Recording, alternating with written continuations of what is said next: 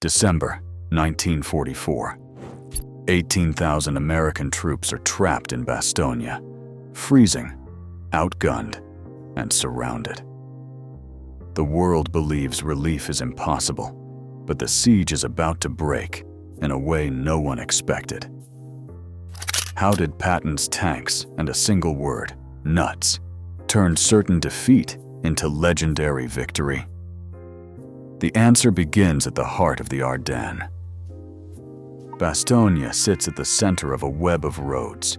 7 major routes cut through its heart, threading east to west and north to south across the Ardennes.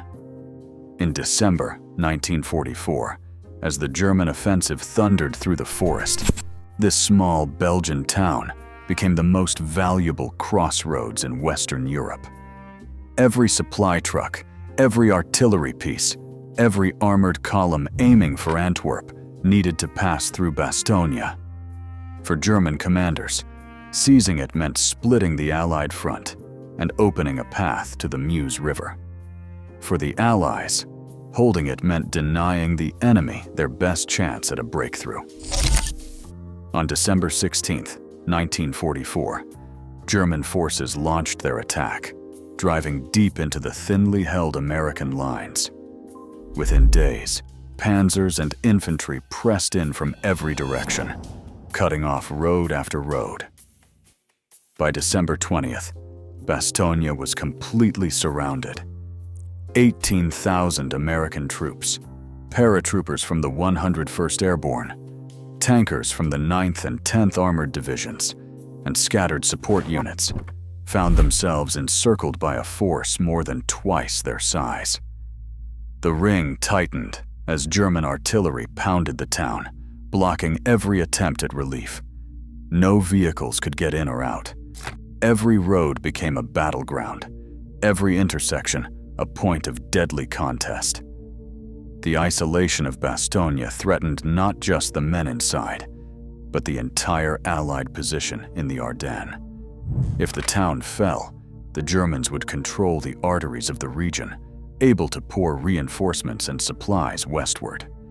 The fate of the campaign now hinged on a single frozen crossroads, one that neither side could afford to lose. Inside Bastogne, the cold reached deep into bone. Soldiers wrapped themselves in blankets and spare canvas, huddling in foxholes dug into frozen earth. Frostbite crept into fingers and toes, turning skin white and numb. Medics worked by candlelight in battered cellars, improvising splints from rifle stocks and tearing bandages from uniforms. Supplies dwindled, morphine ran out, plasma grew scarce, and every meal shrank to a few cold bites of rations. Civilians too hid in basements, listening to shells burst above and praying for morning. Artillery thunder became a constant presence. Nights blurred into days, marked only by the rhythm of shell fire and the distant drone of enemy aircraft. Sleep came in snatches, interrupted by the wounded calling for help or the sharp crack of a sniper's rifle. Yet even as exhaustion set in, the defenders clung to a stubborn hope. Letters home, scribbled in the margins of field orders, spoke of holding on one more day. On December 22nd, German envoys approached under a white flag, delivering a demand for surrender. Brigadier General Anthony McAuliffe read the ultimatum and, with a weary grin, scrawled his answer. Nuts! The message, delivered back to the Germans, swept through the ranks. Laughter broke out in the command post, and even the most battered men found new resolve. The word spread quickly, written on walls, whispered in the trenches, and carried on the lips of medics tending the wounded. In that bitter winter, defiance became a rallying cry. The siege tightened, but so did the will to endure. Every man knew relief had to come soon, or not at all. General George S. Patton, Jr. stood over a map of the Ardennes, eyes fixed on Bastogne. The order from Eisenhower was clear: break the siege. On December 18, 1944, Patton's staff gathered in a cold command post and without hesitation began planning an audacious maneuver. Patton demanded to know how soon 3 divisions could pivot north. His officers, already anticipating the need, replied they could move in less than 48 hours. Within hours, the Third Army's columns were on the road, executing a 90-degree turn through the snow-choked countryside.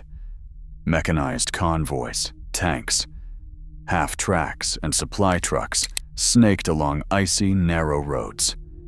Every mile north meant crossing blown bridges, skirting abandoned vehicles, and fighting through bottlenecks clogged with refugees and retreating units. In the lead, the 4th Armored Division prepared to spearhead the relief.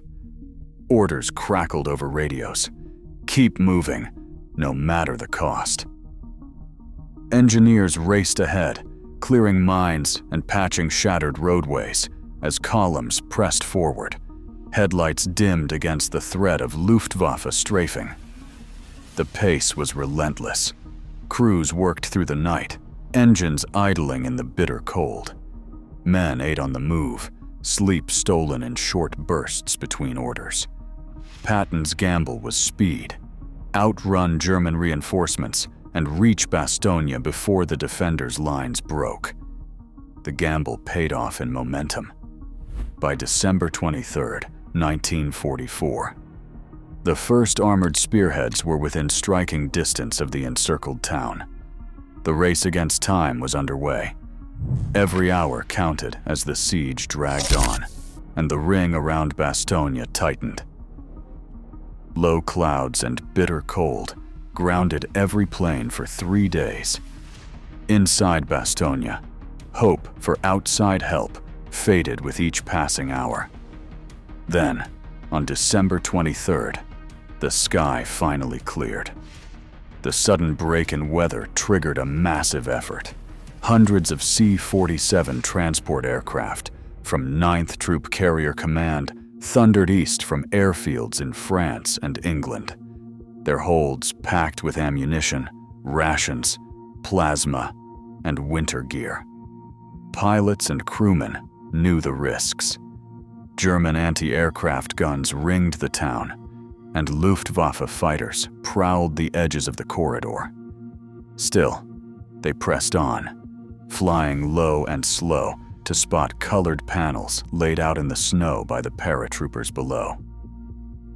The first wave, over 330 C-47 aircraft, roared over Bastogne that afternoon, flak bursting around their wings.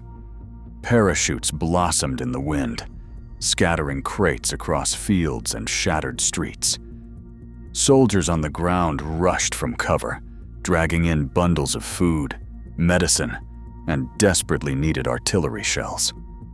Some supplies drifted into German lines or tangled in the trees, but the majority landed where they were needed most. By nightfall, more than 140 tons had reached the defenders. The next day, another 160 aircraft braved enemy fire, dropping over 100 more tons. These airdrops kept Bastogne alive. Medics tore open crates of plasma and bandages. Cooks heated the first real meals in days, and machine gunners reloaded belts at last. The lifeline from the sky turned a hopeless siege into a fight that could be won. For the men of the 101st Airborne, every parachute that drifted down meant another day of holding on until help arrived on the ground.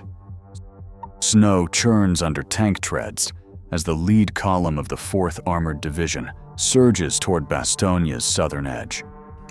At the front, the Sherman Jumbo known as Cobra King pushes ahead, its reinforced hull battered by small arms and machine gun fire. German defenders have seeded the road with mines, forcing the engineers to crawl forward, hands numb in the cold, clearing a path under fire. Pillboxes and dug-in infantry open up from the tree line. Bullets, pinging off armor. The tank crew fires round after round, 21 shells in a matter of minutes, blasting through resistance at Bastogne. Behind them, medics work frantically over the wounded as another tank is knocked out by a hidden mine. The column refuses to slow. With each yard gained, the perimeter of Bastogne draws closer, the battered American line now just visible through the falling dusk. The final obstacle is one more barricade, and the siege will break. At 4:50 in the afternoon on December 26th, the lead Sherman tank of the 4th Armored Division, Cobra King, rolled through the battered outskirts of Bastogne. Lieutenant Charles Bogus and his crew spotted a cluster of American helmets ahead. In the gathering dusk, hands shot up, a flare arced into the sky, and cheers broke out as the tankers met the engineers of the 101st Airborne. A handshake sealed the moment, the first since the siege began. Behind them, jeeps and ambulances followed, headlights cutting through the snow. Engineers hurried to clear the road, waving supply trucks forward. Paratroopers, gaunt and mud-stained, crowded around the armored column, some embracing their rescuers, others simply standing in stunned relief. The corridor was open at last. For the first time in a week, the defenders of Bastogne could breathe, knowing help had arrived and the siege was broken. Bastogne's ruins now stand rebuilt, but its lesson endures. When adversity closes in, unity and resolve can shatter even the tightest siege. Today, in a world still shaped by conflict, the courage shown here remains a measure and a challenge for every generation that follows.